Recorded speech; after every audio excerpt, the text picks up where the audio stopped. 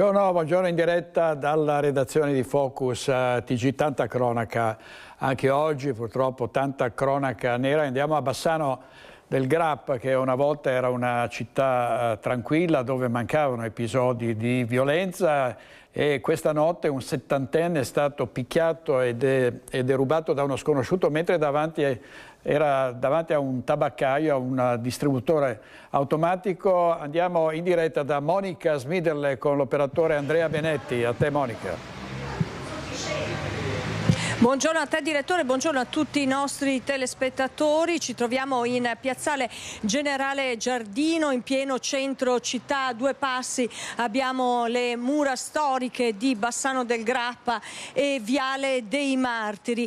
La rapina è stata compiuta proprio in questo punto, in questa tabaccheria. Vittima un 70enne, l'uomo stava facendo degli acquisti in queste macchinette con l'uso anche della tessera sanitaria che è necessaria per acquistare questa tipologia di prodotti. Stava estraendo la tessera gli è caduta ed è in quel momento che è stato avvicinato da uno sconosciuto che l'ha picchiato colpendolo al volto con un pugno e gli ha sottratto il portafoglio e le tessere, quindi la carta di credito e il bancomat. L'uomo è rimasto ferito, stordito a terra, mentre il rapinatore si è allontanato velocemente. Quando si è ripreso, l'uomo, il 70enne, ha chiamato subito il 113. In pochi minuti sono arrivati gli agenti della polizia del commissariato di Bassano che hanno avviato subito le indagini. Vi dico già che sono a buon punto. Poi abbiamo sentito anche l'assessore alla sicurezza Alessandro Campagnolo, che avremo modo di sentire. Dunque, rapina è stata compiuta in questa tabaccheria. Entriamo e sentiamo anche la moglie del titolare, la signora Marina Marini. Voi vi siete accorti di quanto è accaduto? Niente, perché è successo a un'ora tarda e noi eravamo già chiusi. È arrivata la polizia, sono arrivati gli agenti, vi hanno chiesto anche le immagini della videosorveglianza. Sì, ma noi non ce le abbiamo perché non sono funzionanti le videocamere delle macchinette delle sigarette. Senta signora Marina, che zona è questa? Era mai accaduto un fatto così violento? No, un fatto così violento no. Il rapinato, la vittima è tornata, è venuto qua il 70enne? No, non l'ho mai visto. Questa è la testimonianza della signora Marini. Dunque, direttore, io direi di sentire l'assessore Alessandro Campagnolo per fare il punto sulle indagini della polizia. Assessore, è un fatto molto grave, avvenuto in pieno centro città con un uomo picchiato e rapinato. Senza dubbio è un fatto grave. È successo a un anziano che stava facendo legittimamente le sue cose e stava prendendo le sigarette e si è trovato aggredito da un soggetto che mi permetto di dire, però abbiamo telecamere, intervento tempestivo della Polizia di Stato che è riuscito a intercettare i movimenti del soggetto che stava consumando con la carta della vittima, si stava prendendo da mangiare, quindi stiamo parlando di un deviato borderline che già in passato ha dato problemi a questa città. Quindi stiamo in attesa della compiuta identificazione, perché il commissariato intervenuto tempestivamente sta identificando compiutamente il soggetto per dare strumenti adeguati all'autorità giudiziaria. Io mi auguro che questa sia una situazione, un evento che merita la massima attenzione, come già c'è massima attenzione, ma che porti a un risultato decisivo, perché non è possibile trovarci certi soggetti che girano per il centro pur essendo ben conosciuti. Senta Assessore, proprio in termini di sicurezza e soprattutto di sicurezza serale e notturna, a Bassano parte il progetto Bassano Vivibile. Sì, Bassano Vivibile significa che abbiamo concertato con le forze sindacali che il comando polizia locale possa essere presente fino alle 3 di notte, soprattutto nei fine settimana, non solo in centro storico, anche verso i quartieri, ma in particolare nel centro storico. Quindi il periodo dal venerdì alla domenica sera vedrà frequenti passaggi di pattuglie miratamente in situazioni che possono creare criticità. Un'ultima domanda, concludiamo tornando sull'episodio di Piazzale Generale Giardino. Ripetiamo dunque, l'autore della rapina è stato individuato. L'autore della rapina è stato individuato, è in corso la compiuta identificazione per dare tutti gli strumenti necessari all'autorità giudiziaria. Quindi mi sento di dire il soggetto non sarà a piede libero. La città di Bassano deve considerare che anche se è successo un episodio grave, la risposta è stata immediata e tempestiva. Che cosa significa, Assessore, in termini concreti? Spieghiamo bene che la Polizia di Stato, il commissariato, è vicino all'arresto. Non si tratta di essere vicini all'arresto, perché già in passato certe situazioni compiute da questo soggetto non hanno sortito questo effetto, ma ci sono altri strumenti per permettere alla Polizia di Stato, in particolare all'amministrazione di Bassano, di vedere questo soggetto in condizioni di non nuocere. Chi è, Assessore? Non dico altro perché c'è comunque in corso una indagine ed è giusto rispettarne i tempi e i modi. Si stringe dunque il cerchio, come abbiamo sentito dall'assessore Alessandro Campagnolo. Se non ci sono domande, direttore, la linea torna allo studio. Grazie molte. Monica Smidele e Andrea Benetti da Bassano del Grappa.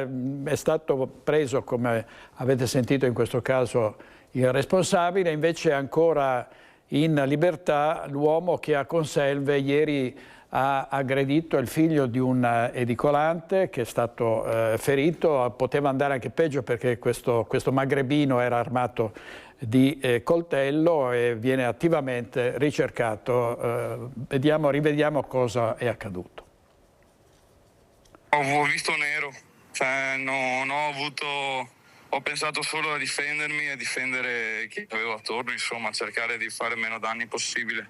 Il problema è stato quando ha urlato che aveva il coltello. Ho rischiato parecchio, però diciamo che mi è andata bene perché sono stato in grado, insomma, anche di difendermi nel mio. E se quel coltello fosse riuscito a colpirlo, sarebbe finito in tragedia il tentato furto avvenuto all'alba all'edicola Hollywood di Piazza Suore di Maria Bambina di Conselve.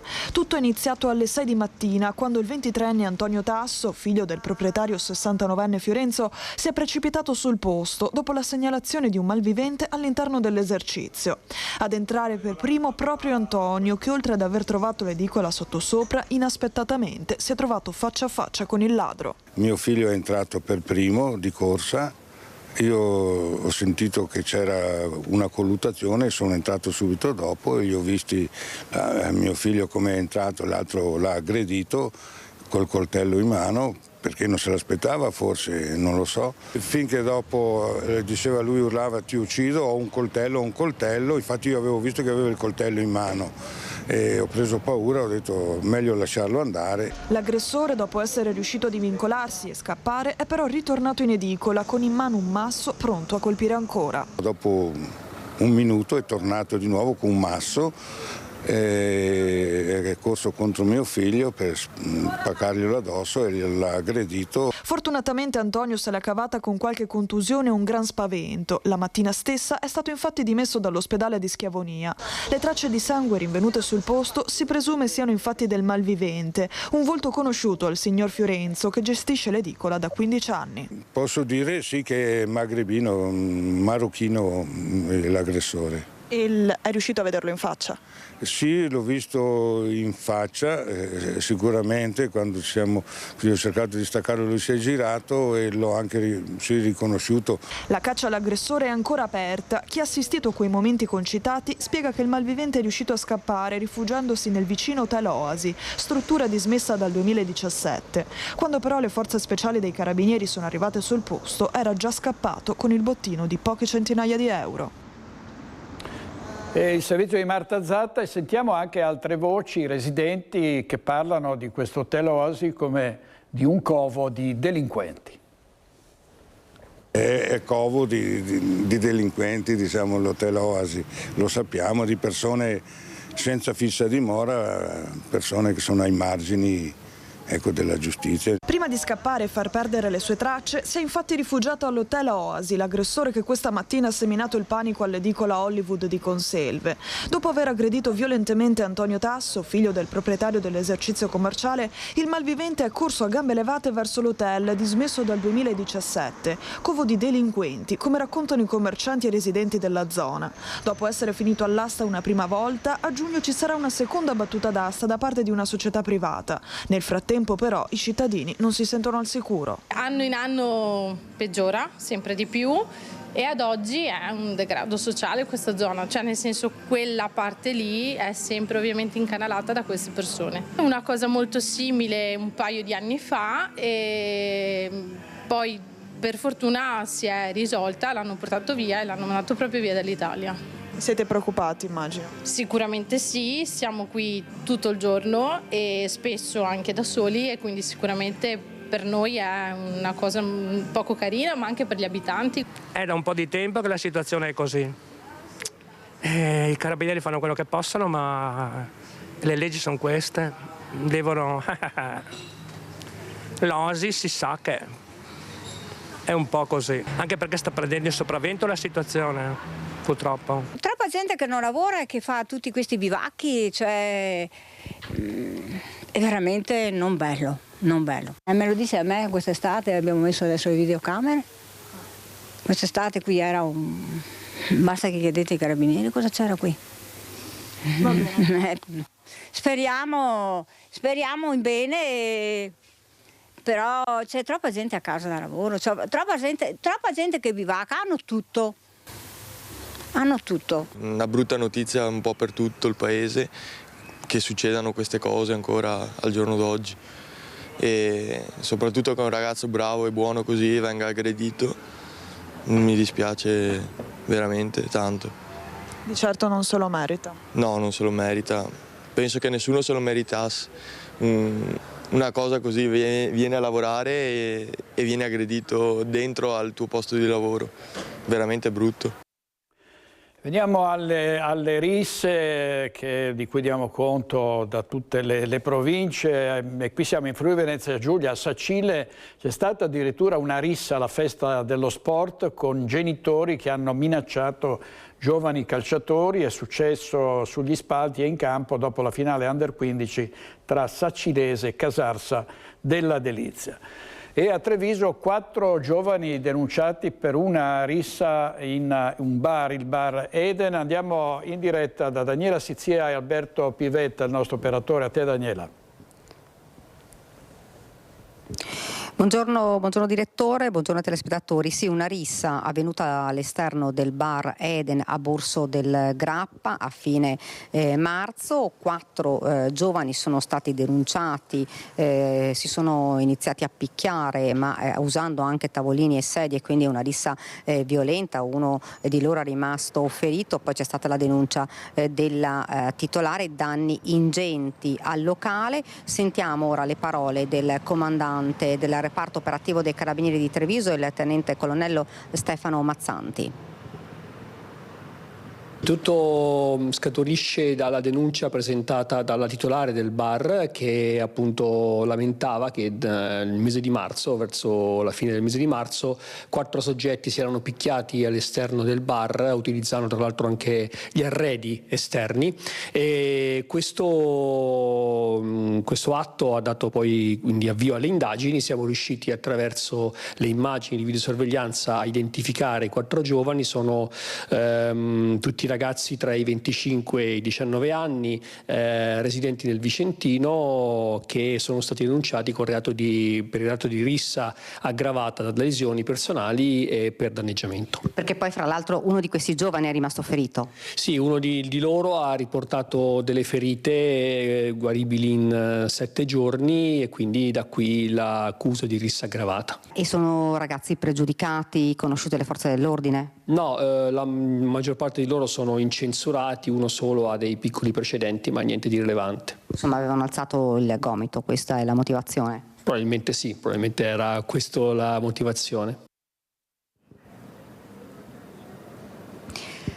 Questa è la notizia, direttore, ma ce n'è un'altra che è venuta alla luce proprio adesso dai carabinieri, un tentato furto, l'ennesimo in realtà qui nel Trevigiano di Rame. Questa volta i ladri sono entrati, hanno fatto irruzione nel cimitero di Silea nella notte tra lunedì e martedì e hanno scoperchiato letteralmente le cappelle e la copertura, l'hanno portata proprio all'ingresso del cimitero per portarla via dove c'era il rame, quello che ormai è considerato l'oro rosso nel mercato nero, ci diceva il colonnello Mazzanti, è davvero a un valore notevole, però sono stati sentiti da un residente che ha immediatamente dato l'allarme ai carabinieri che sono giunti sul posto. I ladri sono scappati, hanno lasciato le coperture, quindi il rame lì al cimitero, con un borsone con tutti gli arnesi da scasso. Ovviamente adesso i carabinieri stanno vagliando le videocamere di sicurezza per cercare di dare un nome a questi ladri, forse una banda che sta girando proprio nel Trevigiano per rubare il rame.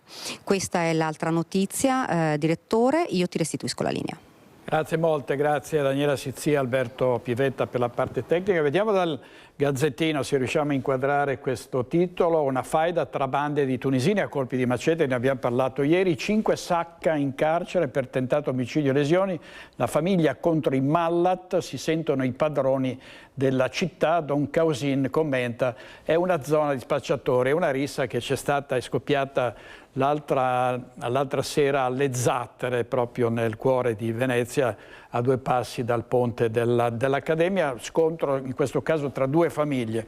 E adesso la movida violenta a Mestre, dove è stata arrestata la titolare di un bar che era stato messo sotto sequestro. Andiamo da Edi Caliman con Simone Merlo. A te, Edi. Direttore, buongiorno a te e ai telespettatori che ricorderanno sicuramente i vari servizi, le varie interviste che abbiamo svolto proprio qui in Via Palazzo, dove negli scorsi mesi, soprattutto nell'ultimo anno e mezzo, la situazione cominciava ad essere più che preoccupante. Degrado, risse, dosi di droga vendute e consumate proprio in questa via o negli anfratti della via, quelli più nascosti, e tra le case, i residenti che lamentavano appunto questa movida violenta che spesso non li faceva nemmeno dormire. Quello che è successo, facciamo un po' di cronistoria, è che il bar, dopo le numerose segnalazioni, è stato messo sotto sequestro e con la sospensione dell'attività per 15 giorni e per altri 45 la chiusura anticipata. Questi 45 giorni erano ancora in vigore. La signora titolare del bar La Moretta, che vedete proprio qui alle mie spalle, poco dopo dove sono accatastate le sedie, non ha mai riaperto, ma è notizia delle scorse ore che la titolare in questione è stata arrestata dai carabinieri per resistenza pubblico ufficiale. Quello che è successo è che si trovava in via Torino una signora di passaggio, ha visto questi momenti concitati in cui la signora sarebbe entrata in questo furgone con delle persone di origine straniera e fuggito poi a tutta velocità. Allertato i carabinieri per questa situazione di eventuale pericolo e di possibile pericolo, i carabinieri hanno rintracciato il furgone e la signora in una sala slot di via Cappuccina, sempre qui a Mestre. Una volta entrati per appurare quanto stesse accadendo, la signora in questione ha dato in escandescenza, appunto anche andando contro i carabinieri che l'hanno immediatamente fermata e arrestata. È atteso per le prossime ore il processo per direttissima e dunque Vi aggiorneremo su appunto quanto succederà, se sarà convalidato oppure no il fermo alla signora. Intanto i commercianti che abbiamo sentito questa mattina in via Palazzo con Simone Merlo ci dicono che da quando il bar è stato messo sotto sequestro e ridotta l'attività serale, la situazione è molto migliorata, non si trovano più a pulire escrementi, non si trovano più a pulire residui di alcol che venivano abbandonati anche all'esterno dei vari locali e degli esercizi commerciali. Chiaramente poi ci sono anche quello che tanti residenti lamentano, che comunque continuano ad arrivare delle persone da fuori città o comunque dalla periferia per approfittare degli anfratti proprio di questa via per consumare alcol e spesso droga. Chiaramente il problema principale per ora sembrerebbe rientrato, quello delle persone che attirava questo bar attualmente chiuso. Ovviamente tutti gli aggiornamenti nel telegiornale della sera. Direttore, se non hai domande, da via Palazzo a Mestre con Simone Merlo, a te la linea. Grazie. Raramente ho domande perché fate sempre delle cronache molto, molto dettagliate, quindi grazie a Edi Kaliman e a Simone Merlo per la parte tecnica. Oggi in regia ci sono Italo Morao e Tony Poll. E torniamo alla cronaca. Ricordate un volontario della Caritas a Treviso che era stato accoltellato da un migrante? Pensate che è lo stesso autore degli atti vandalici su una ventina di auto nel quartiere di Monigo 3 settimane fa. È stata avviata la procedura di espulsione, per il momento è a piede libero. La Caritas avrebbe dovuto riaprire, ma data la situazione la riapertura è stata rinviata. Io continuo a essere dell'opinione che non si tratta da tanto tempo più di emergenza, è una questione strutturale del nostro tempo. La gente si sposta, alcuni perché vogliono e perché togliere il diritto, altri perché davvero non possono vivere lì dove sono. Le condizioni della vita in certi luoghi del mondo sono veramente disumane. Tutti dobbiamo fare la nostra parte, non bisogna aspettare il momento della crisi acuta per poi palleggiare le responsabilità. Per quello che possiamo fare noi, la Caritas, la diocesi, noi contribuiamo in pieno perché le cose continuino. Perché poi quando tornerà il freddo alla fine della stagione calda i problemi si ripresenteranno uguali se non peggiori. Vogliamo essere pronti per dare tutte le risposte che siamo in grado di dare, senza però arrivare lì e dire ops, non ci abbiamo pensato. Allora questo era il commento del vescovo di Treviso, Monsignor Michele Tomasi, però vediamo in questo servizio il fatto di cui vi ho parlato prima. Vediamo. È stato individuato dalla polizia l'autore del raid vandalico di Monigo lo scorso 28 aprile, una ventina di auto con le gomme squarciate ed un'altra completamente divorata dalle fiamme. Il presunto responsabile è il 29enne del Camerun, già denunciato a piede libero per l'accoltellamento di un volontario alla Caritas Tarvisina. Il colpo di scena nelle ultime ore, mentre in città continua il dibattito sull'accoglienza e su come tenere aperta la mensa della Caritas garantendo la sicurezza di operatori e ospiti. L'uomo è stato fermato a Fiera durante un'operazione di controllo del territorio e gli è stata notificata la denuncia per l'accoltellamento di lunedì scorso durante il servizio mensa alla Casa della Carità. Gravi indizi lo indicano dunque come il piromane di Monigo. Altri sospetti lo vedrebbero implicato pure negli incendi di alcune suppellettili dei migranti al Parc dal Negro a fine febbraio. L'uomo aveva in passato usufruito dei servizi della Caritas, ma era stato allontanato proprio per i suoi comportamenti. L'11 maggio si era ripresentato nella struttura di via Veniere ed aveva ferito al volto con un coltello un 35enne moldavo volontario alla mensa, poi era scappato. Ora nei suoi confronti il questore di Treviso Alessandra Simone ha avviato il procedimento per il rifiuto del permesso di soggiorno, dato il suo coinvolgimento anche in altri episodi su cui è in corso attività di indagine. Al termine della procedura saranno immediatamente attivate anche le operazioni per il suo allontanamento dal territorio nazionale. L'episodio di Monigo aveva creato non poca apprensione tra i residenti. È la prima volta che succede ed è preoccupante perché per gli abitanti della zona, insomma. Quando sono arrivati i vigili del fuoco, loro intanto hanno spento il fuoco, hanno sventrato proprio perché c'erano le bombole lì dentro. c'era sto rischio e da lì poi siamo risaliti al fatto che hanno tagliato una gomma a tutte le macchine qui dentro del vialetto fino in fondo là.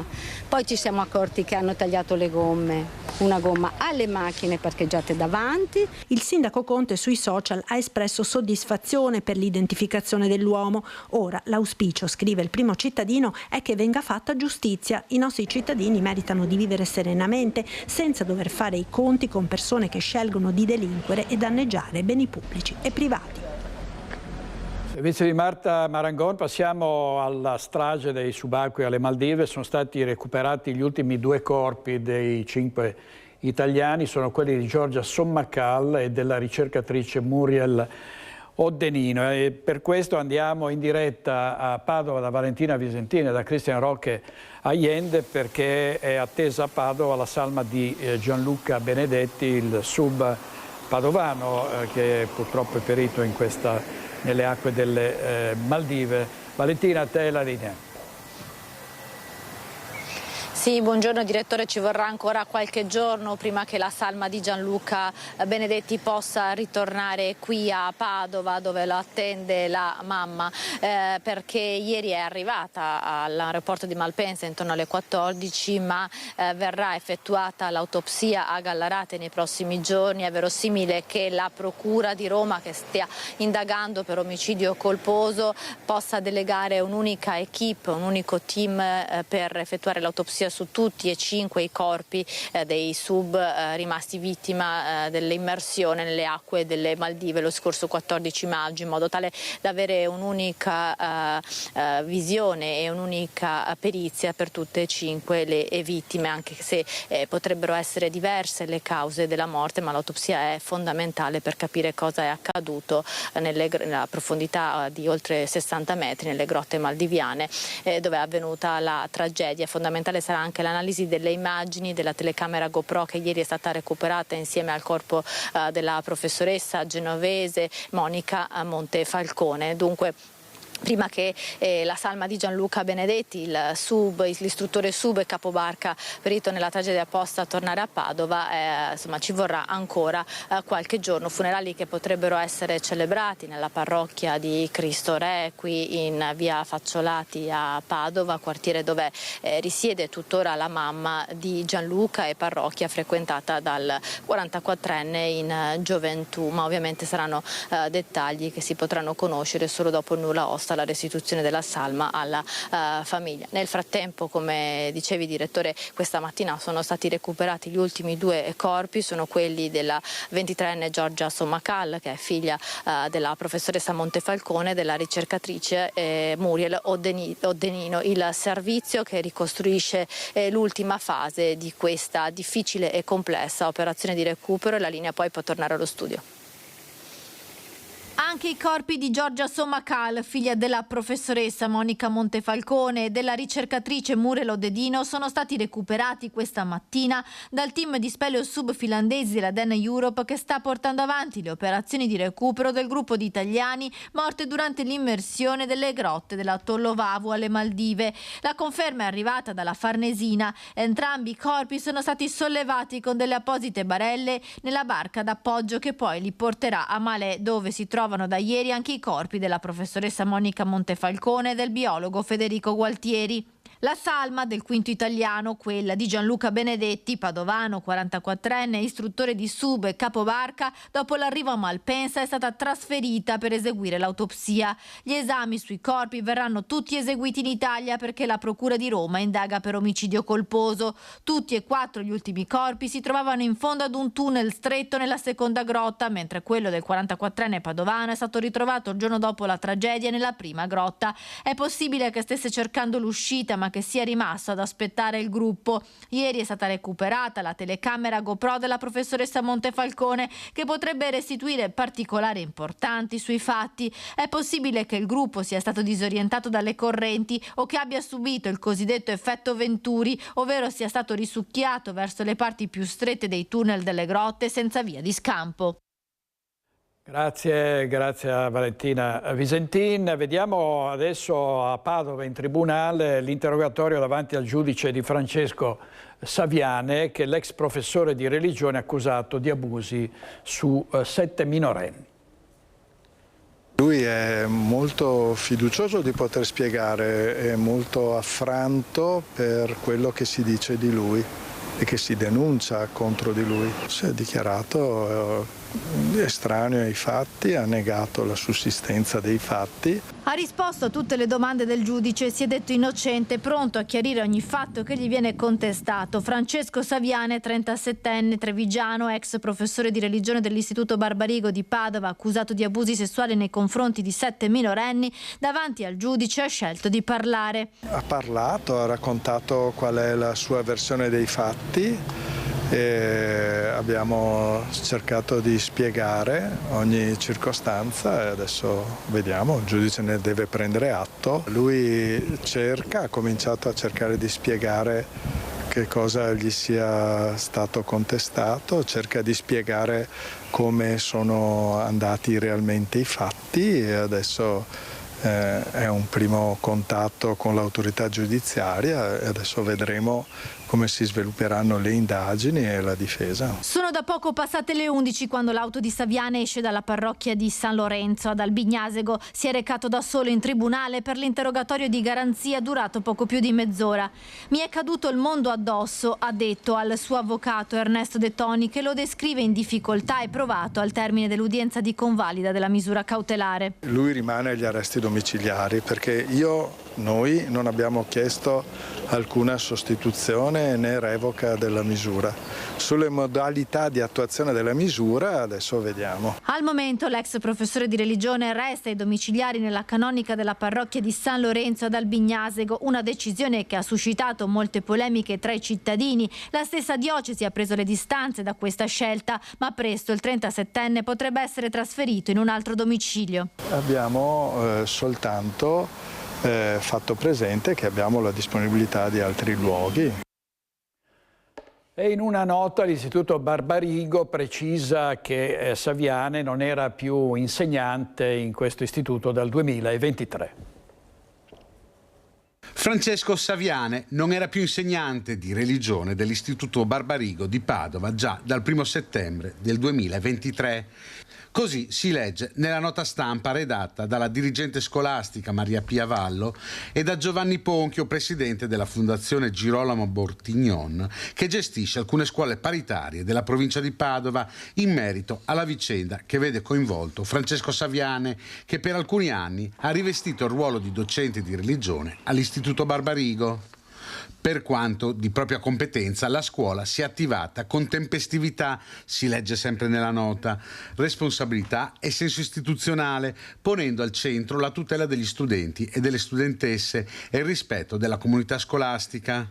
In queste ore stanno tuttavia circolando ricostruzioni, commenti e descrizioni che rischiano di generare confusione e di coinvolgere impropriamente persone, famiglie, studenti e professionisti che quotidianamente operano con serietà e dedizione all'interno della scuola.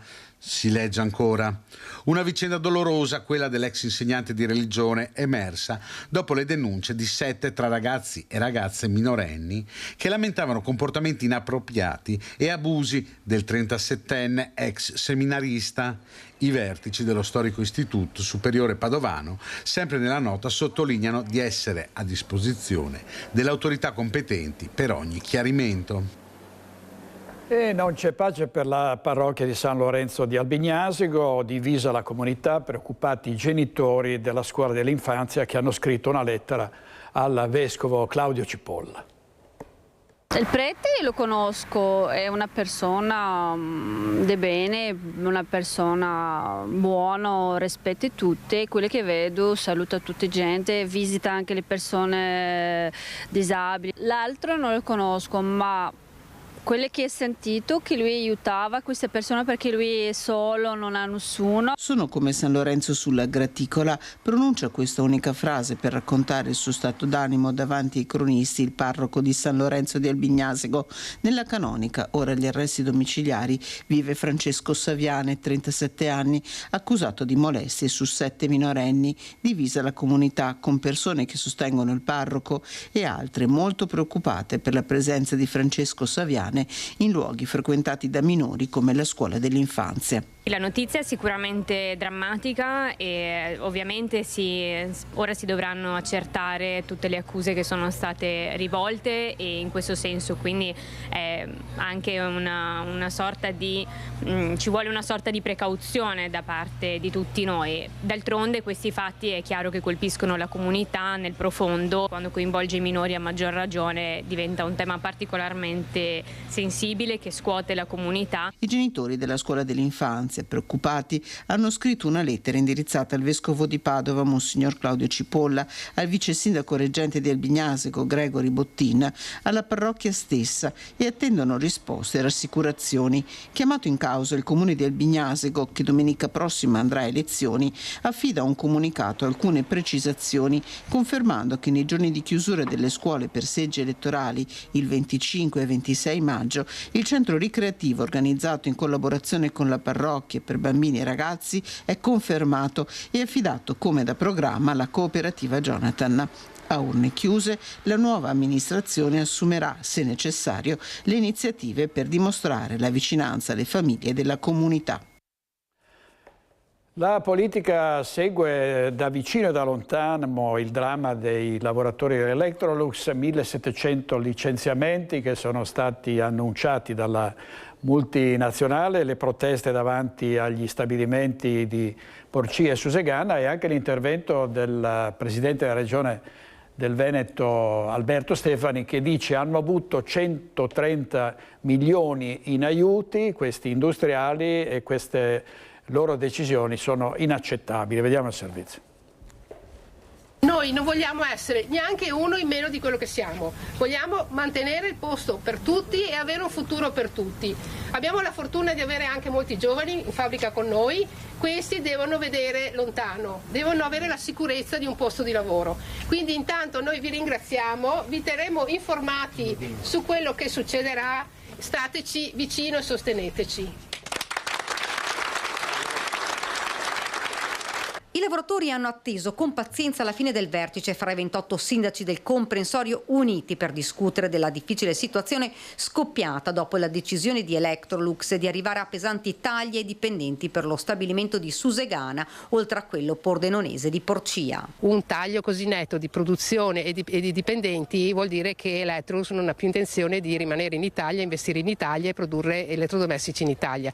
Linea ferma quella dei sindaci che chiedono che un primo cittadino di questo territorio, in questo caso il sindaco Montesel, sieda al tavolo delle trattative. E lavoriamo per questi, lavoriamo perché il territorio dia una risposta potente al fatto che non, come diceva un collega sindaco, il territorio da questa industria deve essere abitato, non parcheggiato. E allora questo significa che dobbiamo mettere in piedi la filiera che controlli il sistema, il lavoro e l'occupazione del nostro territorio. Questo lo può fare solamente l'autorità prima di questo Paese attraverso i propri piani industriali. Un clima teso e preoccupato per la sorte dei dipendenti del colosso svedese. Quello che chiediamo all'azienda è questo, un tavolo che metta a disposizione un piano strutturale per il futuro che vede investimenti importanti come ce ne sono già stati fatti nel passato, ma che garantisca anche queste famiglie. Un grazie anche a tutti i colleghi di questo territorio che si rivedono in un momento così particolare per questa azienda che è la madre delle nostre aziende. Tutti gli indicatori economici danno un segno negativo per quanto riguarda gli elettrodomestici. Noi vorremmo che ci fosse un'iniziativa che partisse dal basso comune, ma ci fosse anche ovviamente una risposta dal governo. Sappiamo che i mezzi ci sono. Dura la presa di posizione da parte del ministro delle imprese e del Made in Italy Adolfo Urso nell'incontro con i rappresentanti delle regioni. Il piano presentato da Electrolux Tuona è inaccettabile. Al tavolo del 25 maggio al Mimit chiederemo all'azienda il suo immediato ritiro. Servizio di Daniele Settia, in effetti i giornali dedicano titoli a al ministro Urso, vediamo, crisi Electrolux, Urso tuona, rivedete il piano, il ministro alza la voce con i vertici dell'azienda a pochi giorni di distanza dall'annuncio del colosso svedese degli esuberi. E dopo un anno di amministrazione straordinaria e un'avvertenza di 4 anni, la Speed Line di Santa Maria di Sala riparte con il gruppo Sigit, soddisfatti in questo caso i sindacati. L'assegnazione dopo diversi controlli, verifiche da parte sia del Mimit ma anche dalla stessa tria di commissari, primo fra tutti il commissario Castro che ha fatto veramente un lavoro eccezionale, insomma, ci dà buonissime speranze sul fatto che insomma, le intenzioni come detto siano veramente buone. Dopo un anno di amministrazione straordinaria e un'avvertenza di 4 anni, la Speedline di Santa Maria di Sala riparte con il gruppo Sigit attivo nella progettazione e produzione di componenti in materiale termoplastico, gomma e alluminio per il settore automotive, che ha vinto la gara internazionale per l'aggiudicazione dell'azienda. L'ha comunicato il Ministero delle Imprese e Made in Italy. Soddisfatti i sindacati. Il fatto che sia stata sancita la Sigit, che questo era stata una lieta sorpresa, ci rende particolarmente contenti perché riteniamo che sia un gruppo intanto italiano, un gruppo industriale serio e che immaginiamo voglia fare le cose fatte per bene. Passata dalla proprietà del gruppo tedesco Ronal a quella del fondo callista, Speedline rischiava la chiusura per movimenti poco trasparenti dei nuovi proprietari, ma stavolta anche grazie a un'azione solida della politica con 3 commissari a gestire l'azienda, ribadiscono anche i sindacati, lo stabilimento è stato salvato. Adesso ci aspetta chiaramente una lunga e difficile probabilmente trattativa sindacale dove insomma cercheremo di trovare una sintesi e poter dare la possibilità a Speedline di poter resistere e continuare e che ci sia un vero e proprio rilancio, anche perché i lavoratori negli ultimi tempi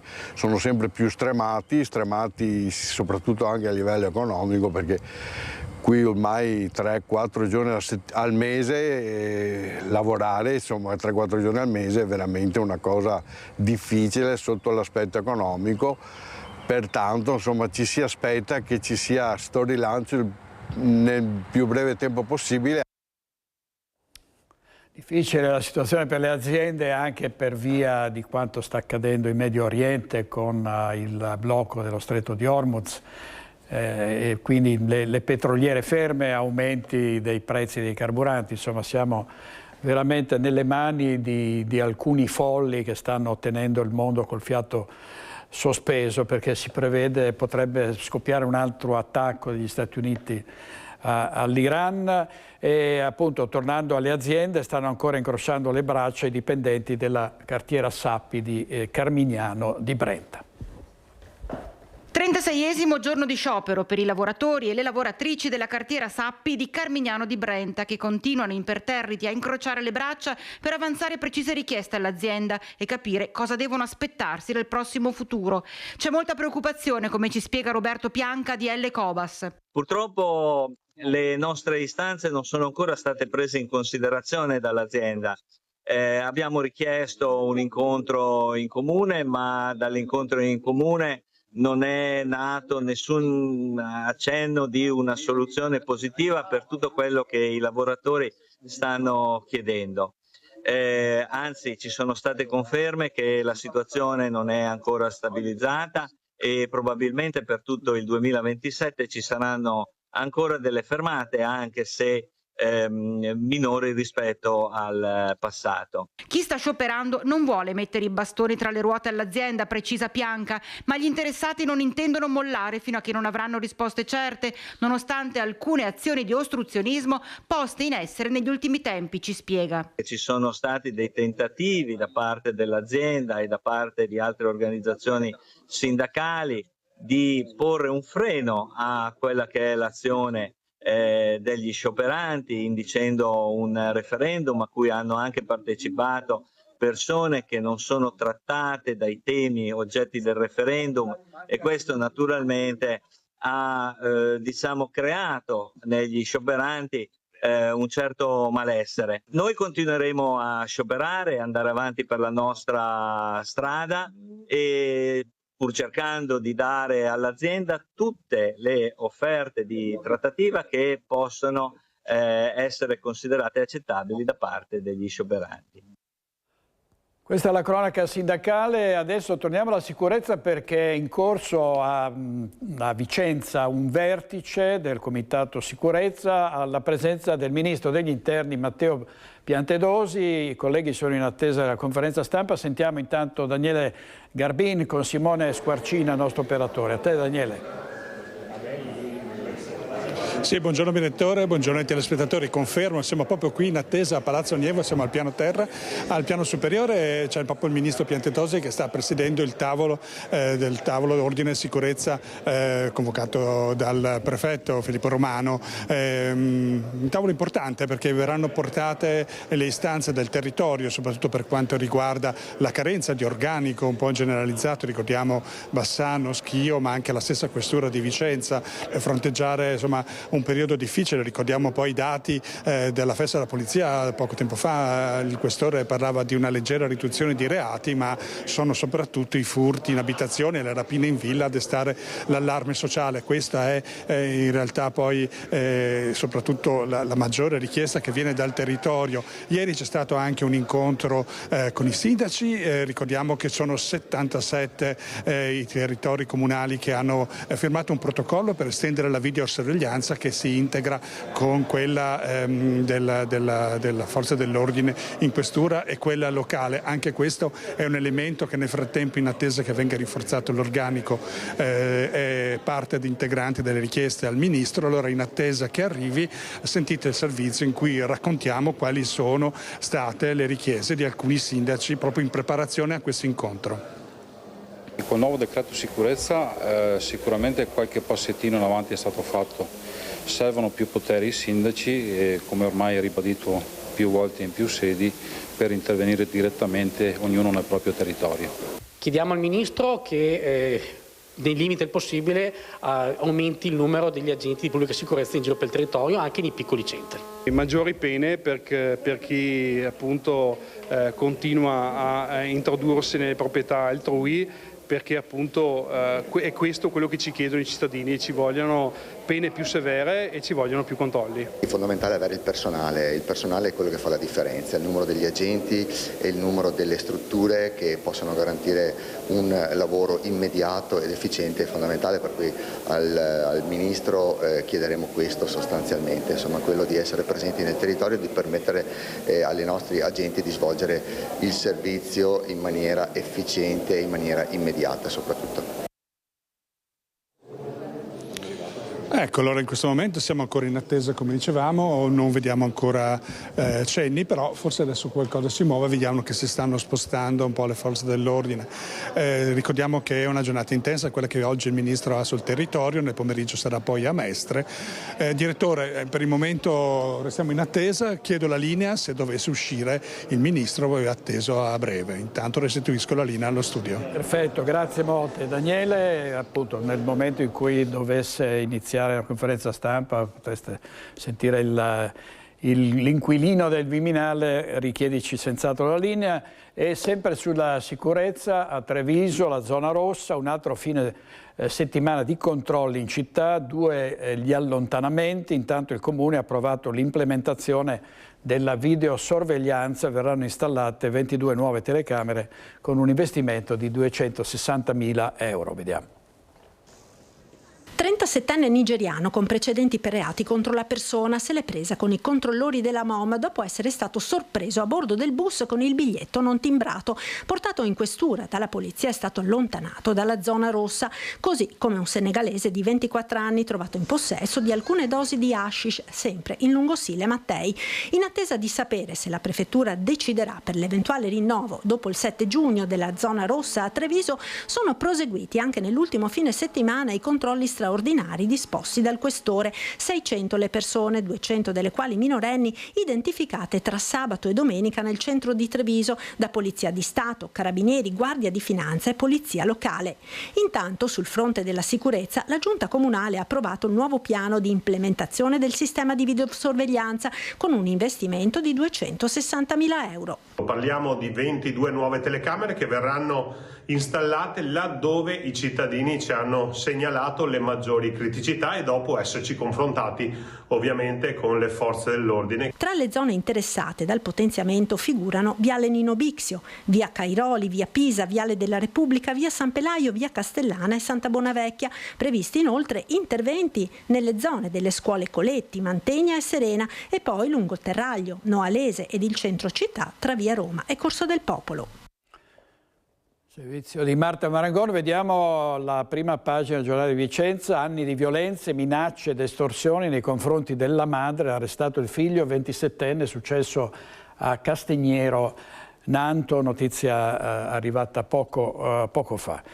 E ha rischiato la vita il 36enne mottense che a Bibbione è stato accoltellato da un 25enne dopo essere intervenuto a difesa di una ragazza che era stata schiaffeggiata in pubblico. Il trevigiano è ancora molto provato, i suoi amici dicono che sia stato un eroe. I fendenti sarebbero stati sferrati dal giubbotto e attutiti, sferrati e attutiti dal giubbotto dei motociclisti.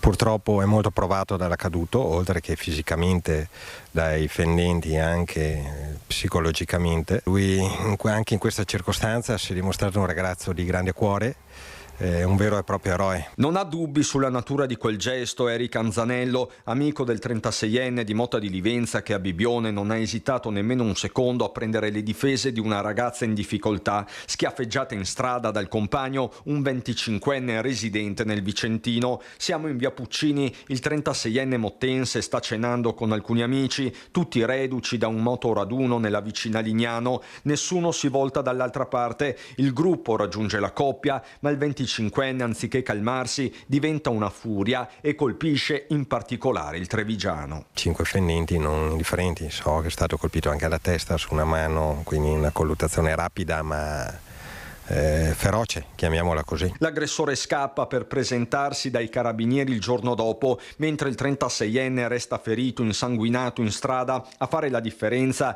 potrebbe essere stata la giubba da moto. Gli ha permesso di salvarsi la vita, anche perché un fendente mi sembra che lo ha raggiunto poco sotto il cuore, quindi l'epilogo poteva essere tragico. La mobilitazione ha riguardato anche il personale del locale dove i motociclisti stavano cenando, la pizzeria Bergamo. Anche qui nessuno si è tirato indietro, compreso il figlio della titolare. Sono arrivati sti ragazzi, avevano il sangue, li abbiamo recuperati, abbiamo cercato di tamponare, pensavo che fosse solo un piccolo taglio, che in effettiva non era piccolo, e l'ho portato in pronto soccorso. Solo in ospedale ci si rende conto pienamente che quelle 5 ferite, fortunatamente non letali, sono state provocate da un'arma da taglio. È stato un miracolato, perché se non aveva qualcuno in più tra le parti credo che ci sia stato molto di più di quello che era. Quando vedi una ragazza che dice smettila o che chiama aiuto, cosa fai?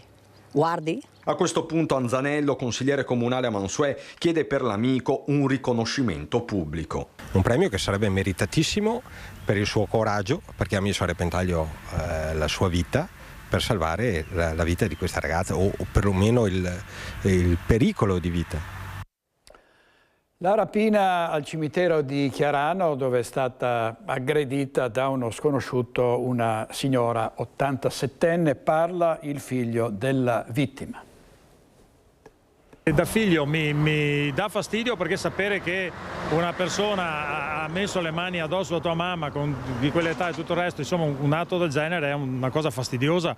È chiaro che non possiamo fare niente, però oltretutto è stato anche un atto gratuito, perché una violenza gratuita, perché dopo che gli aveva già preso la borsa gli ha dato un secondo pugno sul fianco e l'ha rovesciata con la bicicletta, oltre al primo colpo in testa che è una violenza che è gratuita, che non serviva a niente, si poteva prendere la borsa che era sul cestino e se ne andava, insomma. È stato un atto un po' da vigliacchi. Un po' da vigliacchi, ecco, quello è un po' che dà fastidio, no? Sono ancora tanti gli interrogativi e i sentimenti tra i familiari più stretti dell'87enne aggredita e rapinata domenica in cimitero a Chiarano, con i carabinieri che continuano nelle ricerche di un uomo. L'anziana, sentita dai militari, non avrebbe dato dettagli decisivi. Sostanzialmente ha detto che era un ragazzotto con i capelli scuri, però poi oltre a quello non ha riconosciuto nessuno, non ha idea insomma chi può essere. Elementi utili potrebbero arrivare dalla videosorveglianza, mentre l'87enne sta reagendo con grande spirito. Adesso sta cominciando a sentire un po' le botte perché i doloretti vengono dopo un giorno o due, però insomma sostanzialmente sta migliorando. Anche dal punto di vista mentale lei ha una buona tempra, insomma non è una che prende paura per poco, per fortuna non si è buttata giù, ecco, tutto qua. L'importante ora per Renzo è fermare il rapinatore perché nessuno possa rivivere l'incubo della madre. Spero solo che lo trovino, che non faccia malanni a altre persone, perché uno così sicuramente non è un'aggressione normale, ecco, è un'aggressione violenta inutile, ecco, per cui spero che lo trovino solo perché non faccia del male a altra gente. Ormai quello che è successo, poche cose da fare, insomma. Vi dicevo all'inizio anche delle indagini sulla faida tra famiglie tunisine a Venezia. Vediamo il servizio della nostra redazione. Sangue, aggressioni, 2 feriti a colpi di macete e una città che ha paura. Ennesimo episodio di violenza nel centro storico di Venezia. Stavolta avvenuto alle Zattere, una zona che vede una forte presenza di turisti durante il giorno, ma anche molti residenti di tutte le età. Tra chi vive e lavora qui, poca voglia di parlare, c'è chi conosce di vista queste famiglie. 2 cittadini tunisini, infatti, sono rimasti feriti, uno in maniera lieve e uno più grave, con ferite, tagli e 15 giorni di prognosi durante uno scontro tra 2 bande di nordafricani che hanno usato armi bianche, spray e peperoncino.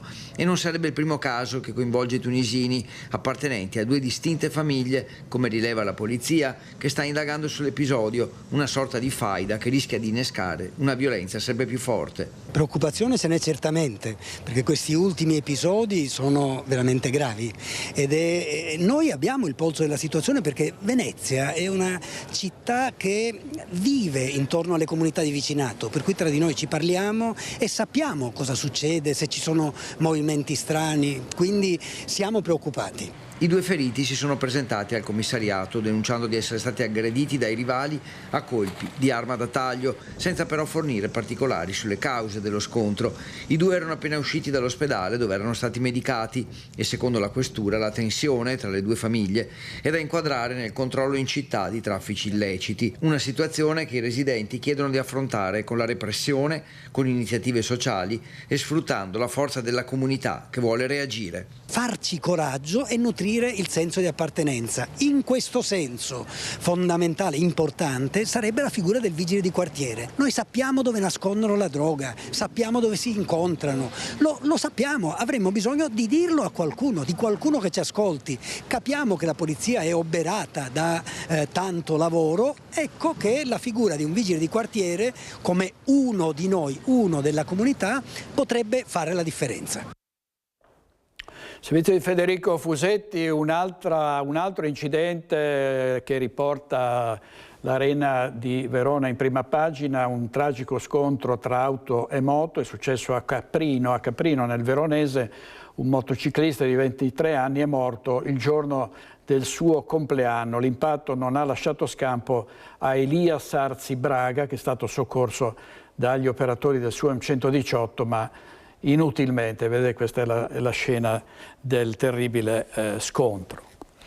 La Guardia di Finanza di Treviso ha posto sotto sequestro 4,7 milioni di euro in un'indagine per bancarotta fraudolenta nella quale sono indagate 12 persone accusate anche di autoriciclaggio e sottrazione fraudolenta al pagamento delle imposte. L'attività è stata focalizzata su un imprenditore padovano autodefinitosi business angel, angelo degli affari, di aziende in difficoltà, già sottoposto agli arresti domiciliari nel luglio del 2025 per truffa aggravata e bancarotta fraudolenta. L'indagine parte dalla dichiarazione di liquidazione giudiziale di 2 società di capitali facenti riferimento a 4 persone che si erano associate per commettere illeciti tributari, in particolare lo svuotamento di oltre 30 aziende in crisi con sede nelle province di Treviso, Venezia, Padova, Udine, Milano e Lucca, replicando il medesimo modus operandi anche all'interno delle 2 imprese trevigiane al centro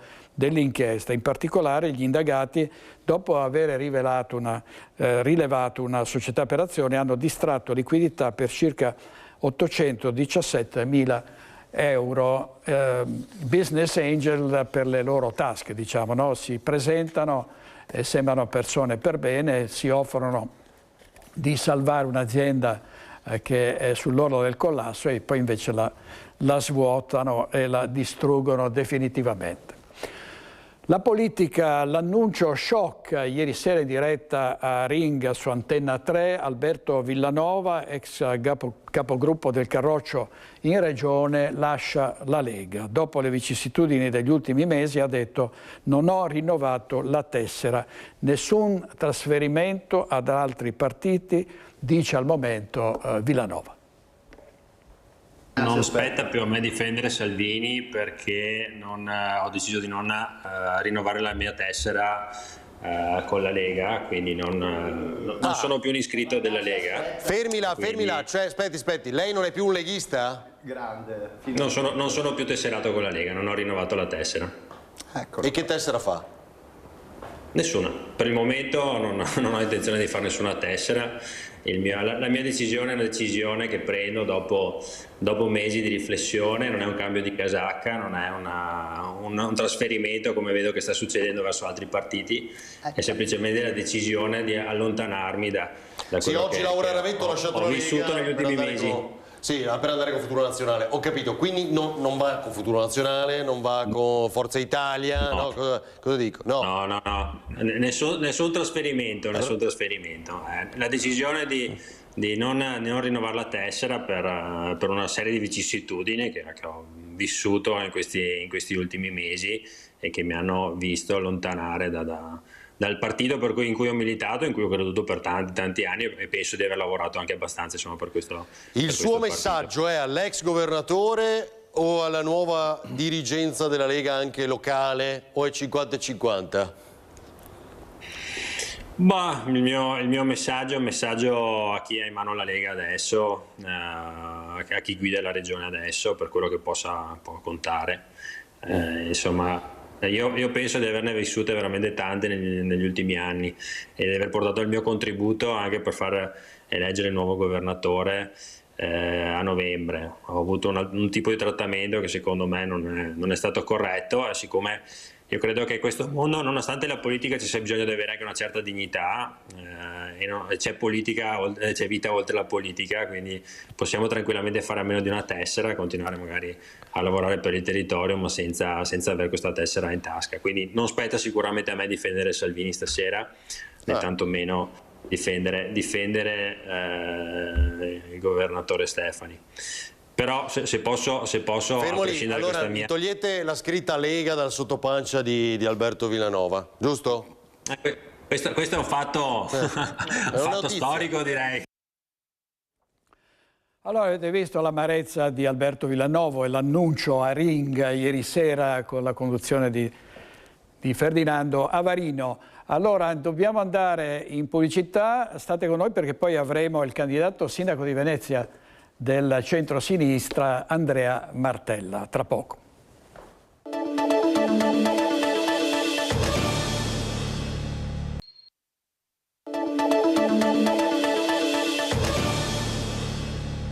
Ieri sera grandi ascolti a Focus, abbiamo parlato all'inizio dell'esercito israeliano che ha assaltato le barche della flottiglia sparando proiettili di gomma, e quindi una tensione e diciamo, tutto quello che sta accadendo tra Israele e Libano in questa fase. Sentiamo cosa ha detto uno degli ospiti, il professor Stefano Zecchi.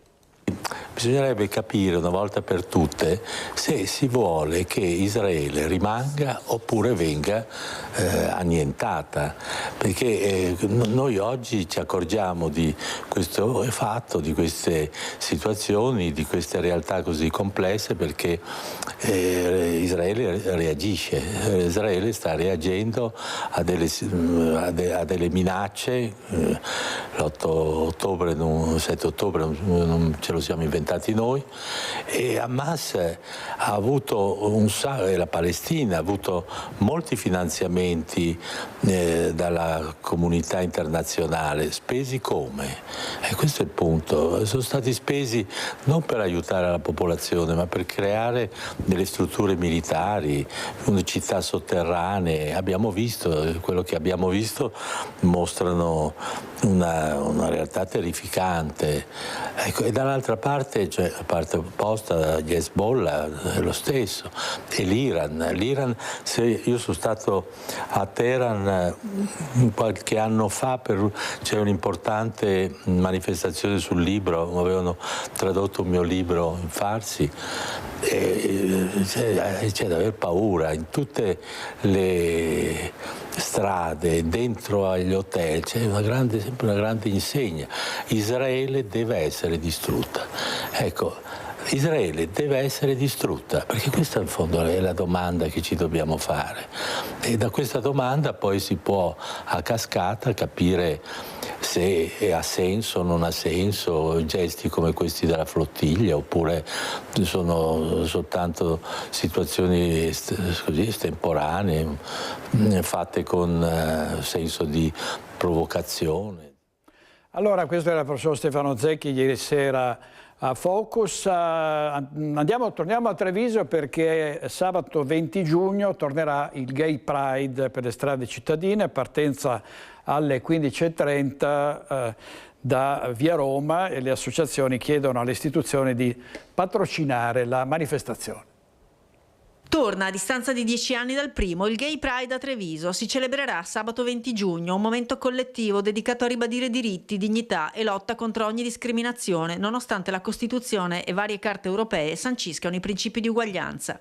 Dopo le dichiarazioni della sindaca di Rovigo, che lo ha definito un circo esibizionista, la comunità LGBTQIA+ è ancora più determinata a difendere i propri diritti. Ha fatto delle dichiarazioni veramente sconvenienti, ostili e anacronistiche. Ricordo che siamo nel 2026, infatti tutta la nostra solidarietà all'intera città di Rovigo, anche perché insomma la sindaca non pare all'altezza. Anche per questo le associazioni chiedono alle istituzioni di prendere posizione attraverso una lettera. Nella lettera che faremo a tutti i rappresentanti delle istituzioni del territorio, quindi quelli eletti a livello provinciale, a livello comunale e a livello regionale, chiederemo sostegno per il nostro Pride 2026 e chiediamo appunto il sostegno perché ci mettano anche loro la faccia e ci appoggino nella nostra causa. Sfileranno Coordinamento LGBTE, Agedo, Collettivo Le Miriadi, Binario 1, Rete degli Studenti Medi, CGIL e l'Ordine degli Assistenti Sociali del Veneto, che patrocina l'evento contro tutte le disuguaglianze che permangono anche nei luoghi di lavoro. Poi è anche vero che in alcuni luoghi di lavoro abbiamo affrontato delle situazioni di difficoltà anche per quanto riguarda l'orientamento sessuale. È importante anche dire che la CGIL appunto è scevra da qualsiasi tipo di pregiudizio rispetto a qualsiasi tipo di orientamento sessuale, politico, religioso e di quant'altro, quindi ancora di più convintamente ci siamo insomma in queste presidi. Esistono ancora famiglie che al giorno d'oggi rifiutano completamente i figli e le figlie per questo motivo. Tanti vengono proprio cacciati di casa, sembra assurdo, però succedono queste cose. Purtroppo sì, anche nel mondo dell'arte, nel campo artistico e musicale si trovano ancora tante discriminazioni, ed è per questo che con la mia musica cerco il più possibile di far capire che all'effettivo il mio personaggio non è nient'altro che una persona che vive come qualsiasi altra persona. Partenza dalla Palla di Ferro di Via Roma per raggiungere Piazza Matteotti, dedicato al socialista, simbolo della lotta antifascista. Si è visto Elena dal forno, state con noi dopo uno stacco pubblicitario. Avremo qui Andrea Martella, candidato del centro-sinistra a sindaco di Venezia alle prossime amministrative. Tra poco.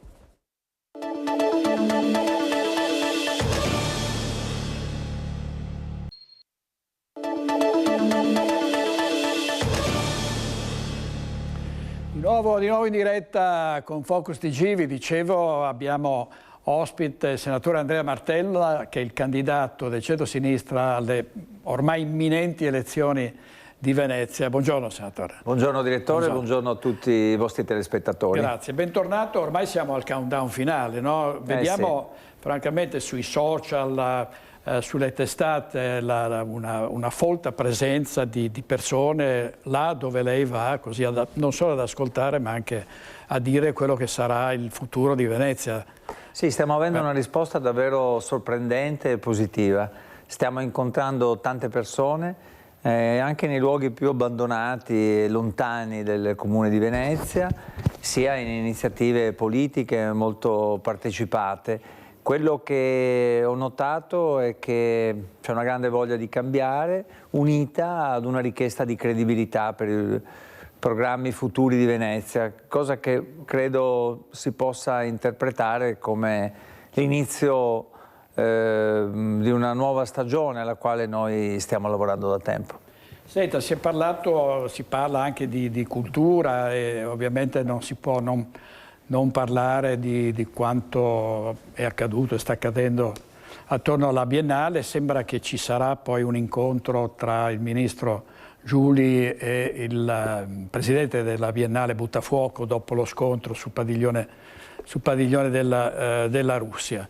Qual è, a suo giudizio, insomma, qual è la linea perché la cultura cresca anche a Venezia, perché la cultura vuol dire non soltanto Biennale, ma il teatro, il cinema, insomma.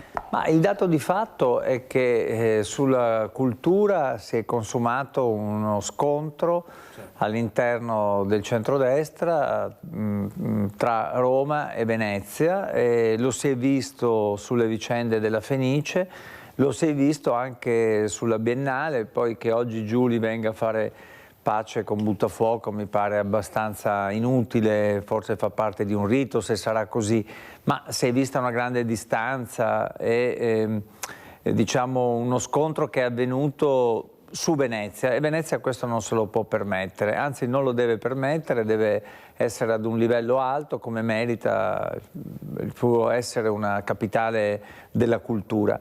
In questi anni c'è stata un'assenza di politiche culturali da parte della città, perché non c'è stato un assessore della cultura, ma ricordo che il sindaco, anche presidente della Fenice, vicepresidente della Biennale, si deve fare molto di più, perché Venezia non è solo una vetrina, non deve essere una vetrina, è una città che deve produrre, non solo esporre. Un assessore alla cultura, come noi abbiamo detto, assieme al sindaco servirà per dare una regia alle molte istituzioni culturali che ci sono nella nostra città e che possono davvero essere decisive perché la cultura sia un fattore anche di sviluppo, di attrazione di nuovi investimenti nella nostra realtà. Senatore, oggi c'era un'intervista a Rigo Cipriani su un giornale locale che diceva il cancro di Venezia sono i bed and breakfast. No? Lei sull'abitabilità di Venezia si è speso molto in questi giorni. Sì, ho letto l'articolo, non c'è dubbio che bisogna regolamentare le affittanze turistiche, in questi anni non si è voluto fare e invece va fatto con equilibrio e intelligenza, noi diciamo distinguendo tra chi ha una piccola proprietà e la mette a rendita per integrare il reddito, da chi invece ha delle vere e proprie strutture societarie con decine di appartamenti che agiscono proprio come delle strutture alberghiere, seppure talvolta mascherate. Ecco, va fatta questa distinzione e poi bisogna intervenire con gli strumenti possibili, bisogna anche controllare maggiormente ciò che avviene in questo campo ed è un fenomeno sicuramente sul quale intervenire sia a Venezia, come viene detto in questo articolo, sia a Mestre, dove pure le affittanze turistiche stanno aumentando e rischiano di essere un elemento di espulsione da parte dei cittadini che non trovano casa. Per noi quello della casa è un tema principale e bisogna garantire più case in affitto, ad affitti di lunga durata. Anche per questo abbiamo proposto di sostenere i privati che fanno affitti di lunga durata, anche esentando o riducendo l'IMU. Oggi Matteo Renzi sarà in Veneto, ieri Giuseppe Conte, Presidente del Movimento 5 Stelle, il quale anche in una nostra intervista a Filippo Fois, ha detto qui il governo è un disastro anche dal punto di vista economico, danno dati che in realtà non sono veritieri, non sono attendibili. Qual è a suo giudizio la situazione del Paese dal punto di vista economico? Cioè parliamo di famiglie e di imprese, che cosa si può fare anche a Venezia? Ma diciamo che in questi anni erano state promesse tante cose, invece la realtà è un po' diversa dalle promesse. Dal punto di vista economico e sociale iniziano ad esserci parecchi problemi. Abbiamo una produzione industriale che è ferma da anni, abbiamo un costo delle bollette, dell'energia che è aumentato e del carburante, abbiamo un costo della vita che è aumentato mentre non si è fatto nulla per i redditi, per il lavoro, per i salari. Quindi diciamo, credo che si inizi a avvertire nell'opinione pubblica, tra le persone, il fallimento di questo governo. Io naturalmente in questi mesi sono stato molto concentrato su Venezia e anche su Venezia si sentono queste cose, si sente l'aumento del costo della vita, si sente un problema di sicurezza molto forte e quindi penso che anche il Comune possa fare la sua parte per intervenire su tutto questo e per fare in modo che Venezia, Mestre, Porto Marghera siano aree in cui si torna, penso a Porto Marghera, ad investire in maniera seria per sviluppare nuovo lavoro e nuova occupazione. Ecco, lei ha incontrato centinaia, se non migliaia di persone durante questa campagna elettorale, i mercati, insomma, ovunque lei sia andato, i convegni, insomma, tanta gente a sentirla. Quali sono le richieste più ricorrenti dei veneziani? Ecco, le richieste più ricorrenti sono legate al tema della sicurezza. La sicurezza ormai è un problema per migliaia di persone, di cittadini, di imprese, di famiglie e invece è aumentata l'insicurezza in questi anni. Bisogna intervenire meglio per garantire il presidio del territorio, il contrasto al crimine, per rigenerare parti della città e per avere delle politiche sociali che siano più efficienti e che sappiano affrontare i problemi prima che questi diventino vere e proprie emergenze. Un altro problema molto sentito è sicuramente quello del costo della vita. Trovare una casa in affitto è diventato quasi impossibile.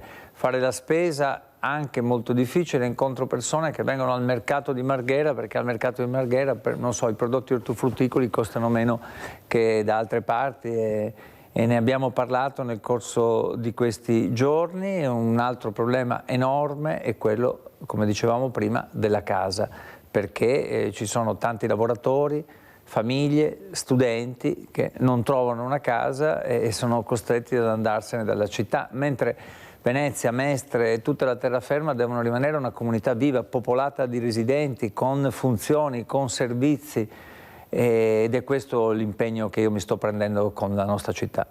Senta, un sindaco deve avere sempre una squadra di validissimi collaboratori. Che tipo di squadra, diciamo, ha prospettato, diciamo, in questi giorni? Ma io vorrei che fosse una squadra all'altezza dei problemi che abbiamo e quindi come governiamo il turismo, come affrontiamo il tema della casa, come tuteliamo la laguna e come tuteliamo il porto, come investiamo su Porto Marghera. Ecco, vorrei trovare una squadra, naturalmente ho delle idee, che sia all'altezza di questi compiti sulla base del merito e della competenza, certo con una rappresentanza di genere paritaria e con una rappresentanza territoriale delle forze che mi sostengono, però orientata al merito, alla competenza e capace di affrontare questi problemi.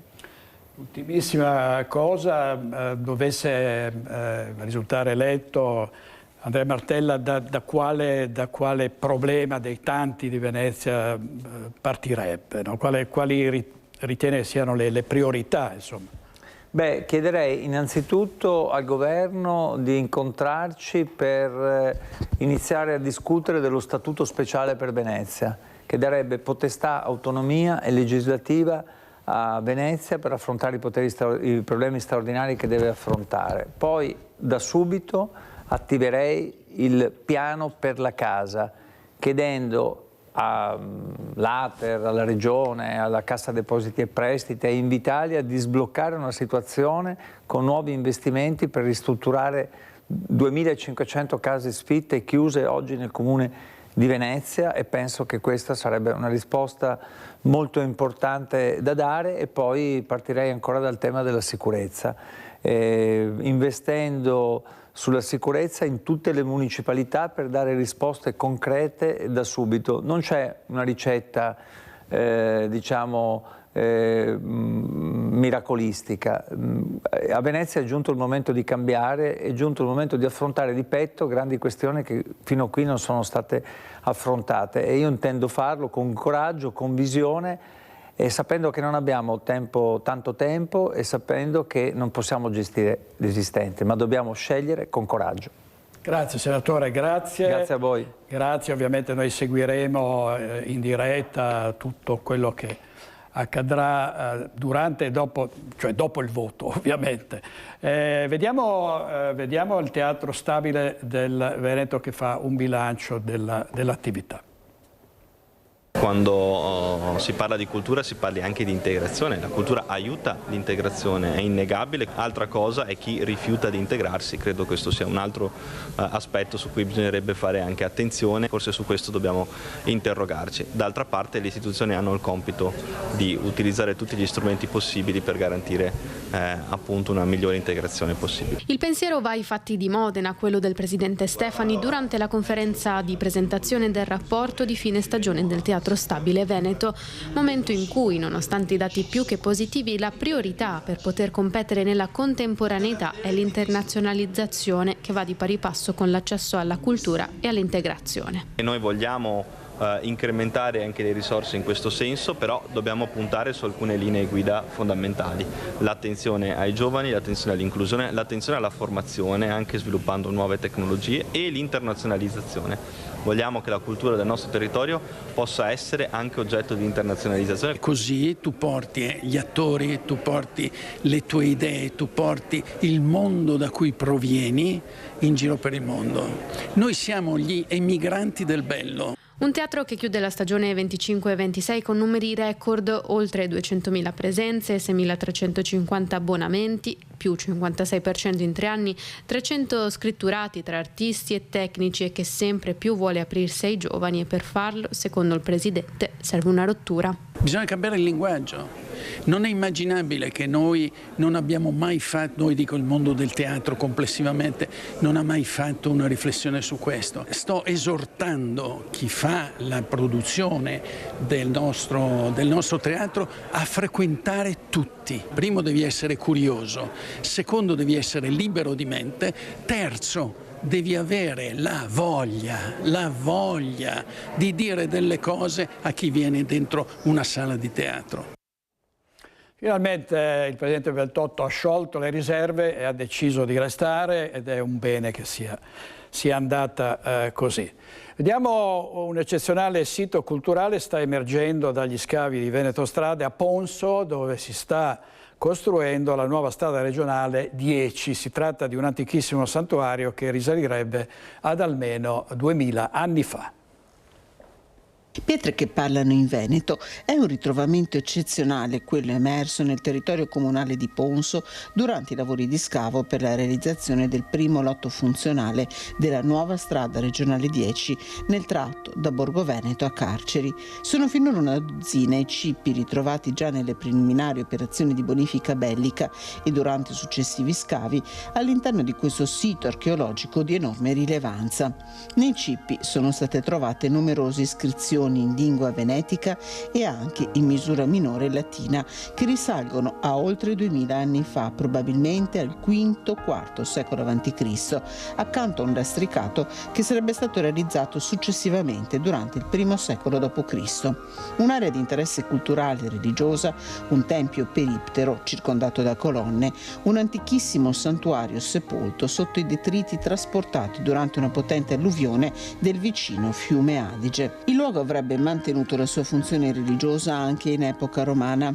L'indagine continua per definire con maggiore precisione l'area del tempio e le diverse fasi di utilizzo.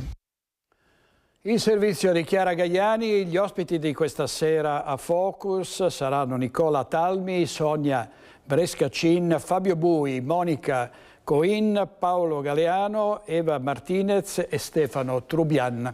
È tutto, grazie molte, grazie per averci seguito fin qui. Italo Morao in regia con Tony Paul, ci vediamo stasera verso le 21:20. Arrivederci.